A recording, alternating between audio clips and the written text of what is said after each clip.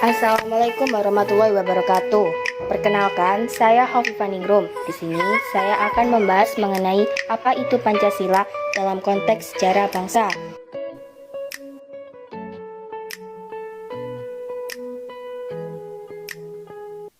Pertama, saya akan membahas apa itu Pancasila. Seperti yang kita ketahui, Pancasila sendiri memiliki beberapa arti, yakni dari segi historis, etimologis, dan terminologis. Akan tetapi, kali ini saya hanya membahas Pancasila dari segi etimologis dan terminologis. Secara etimologis, Pancasila terdiri dari dua kata, yakni panca dan sila. Panca berarti 5 dan sila berarti batu sendi atau dasar. Pancasila berarti memiliki makna 5 dasar. Secara terminologis, Pancasila digunakan oleh Bung Karno guna memberi nama pada 5 prinsip dasar negara yang diusulkannya. Maksud dari 5 dasar ialah dasar falsafah negara Indonesia sebagaimana tertera pada alinea 4 UUD 1945. Kedua, penerapan nilai-nilai Pancasila dari zaman ke zaman. Nilai-nilai Pancasila telah ada pada bangsa Indonesia sejak zaman dulu kala, sebelum negara Indonesia terbentuk. Hal ini terbukti dengan adanya nilai Pancasila yang terkandung pada masa Kerajaan Kutai, Majapahit, Sriwijaya, Mataram Kuno, dan Singosari. Zaman Kerajaan Kutai. Kutai merupakan kerajaan tertua di Indonesia yang bercorakan Hindu. Nilai Pancasila yang terkandung pada masa ini adalah: pertama, nilai ketuhanan, memeluk agama Hindu. Dua, nilai kerakyatan, rakyat Kutai hidup sejahtera dan makmur. Ketiga, nilai persatuan, wilayah kekuasaannya meliputi hampir seluruh kawasan Kalimantan Timur. Zaman Kerajaan Majapahit. Kerajaan Majapahit terletak di Jawa Tengah. Nilai-nilai Pancasila yang terkandung pada masa Kerajaan Majapahit ialah: sila pertama, adanya agama Hindu dan Buddha yang hidup saling berdampingan secara damai. Sila kedua, terwujudnya hubungan baik Raja Hayam Wuruk dengan Kerajaan Ayodhya, Tiongkok, Champa, dan juga Kamboja. Sila ketiga, terwujud dengan keutuhan kerajaan. Sila keempat, terdapat semacam penasehat dalam tata pemerintahan yang menunjukkan nilai-nilai musyawarah. Sila kelima, terwujud dengan berdirinya kerajaan selama beberapa abad yang ditopang dengan kesejahteraan dan kemakmuran. Zaman Kerajaan Sriwijaya. Sriwijaya berdiri pada abad ke-7 dan dikenal sebagai kerajaan maritim. Nilai Pancasila yang terkandung ialah: sila pertama, agama Buddha dan Hindu hidup saling berdampingan. Sila kedua, terjalinnya hubungan antara Sriwijaya dengan India, dinasti Marsha. Sila ketiga, Kerajaan Sriwijaya telah menerapkan konsep negara kepulauan sesuai dengan konsep wawasan Nusantara. Sila keempat, tercermin dalam cita-cita kesejahteraan bersama Kerajaan Sriwijaya. Sila kelima, Kerajaan Sriwijaya menjadi pusat pelayanan dan perdagangan. Zaman Kerajaan Mataram Kuno. Mataram Kuno terletak di Jawa Tengah bagian selatan, tepatnya Bumi Mataram dengan ibu kota Medang Kamulan. Nilai-nilai Pancasila yang ada pada masa kerajaan ini ialah: pertama, nilai ketuhanan. Mayoritas penduduknya ialah memiliki agama Hindu-Buddha. Nilai kemanusiaan, menghargai agama lain.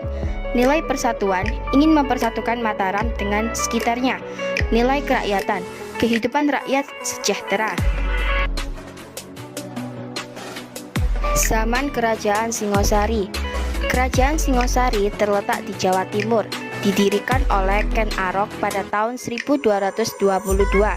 Nilai-nilai Pancasila yang ada ialah: nilai ketuhanan, memeluk agama Buddha. Nilai kemanusiaan, terbuka dengan kebudayaan asing. Nilai persatuan, ingin mempersatukan Nusantara. Nilai kerakyatan, rakyat hidup makmur. Nilai keadilan, tidak membeda-bedakan kedudukan. Ketiga, perjuangan bangsa Indonesia menjadikan Pancasila sebagai dasar negara. Proses perumusan Pancasila sebagai dasar negara diawali pada masa penjajahan Jepang. Pada tahun 1944, Jepang mulai mendekati kekalahan terhadap sekutu. Untuk itu, Jepang meminta bantuan pada bangsa Indonesia dengan janji akan diberi kemerdekaan. Janji tersebut direalisasikan dengan membentuk BPUPKI yang diketuai oleh Dr. Rajiman Widyodiningrat dan wakilnya R.P. Suroso. Sidang tanggal 29 Mei 1945, Mr. Muhammad Yamin menyampaikan gagasannya. 1. Pri kebangsaan, 2. Pri kemanusiaan, 3. Pri ketuhanan, 4. Pri kerakyatan, 5. Kesejahteraan rakyat. Sidang kedua 31 Mei 1945, Supomo menyampaikan gagasannya. 1. Persatuan, 2. Kekeluargaan, 3. Keseimbangan lahir batin, 4. Musyawarah, 5. Keadilan sosial. Sidang ketiga 1 Juni 1945, Soekarno menyampaikan gagasannya. 1. Kebangsaan Indonesia, 2. Internasionalisme atau Pri kemanusiaan, 3. Mufakat atau demokrasi, 4. Kesejahteraan sosial, 5. Ketuhanan yang Maha Esa.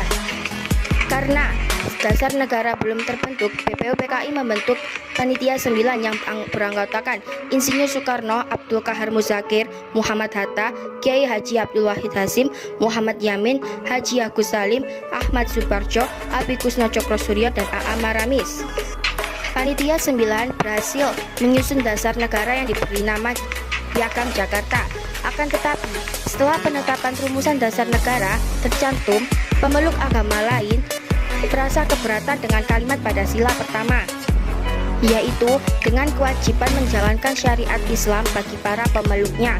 Mereka mengancam akan mendirikan negara sendiri apabila kalimat tersebut tidak dirubah. Akhirnya, untuk menjaga persatuan dan kesatuan bangsa Indonesia, kalimat tersebut dirubah menjadi Ketuhanan yang Maha Esa. Rumusan akhir dasar negara Republik Indonesia pada akhirnya yaitu 1. Ketuhanan yang Maha Esa, 2. Kemanusiaan yang adil dan beradab, 3. Persatuan Indonesia, 4. Kerakyatan yang dipimpin oleh hikmat kebijaksanaan dalam permusyawaratan perwakilan, 5. Keadilan sosial bagi seluruh rakyat Indonesia.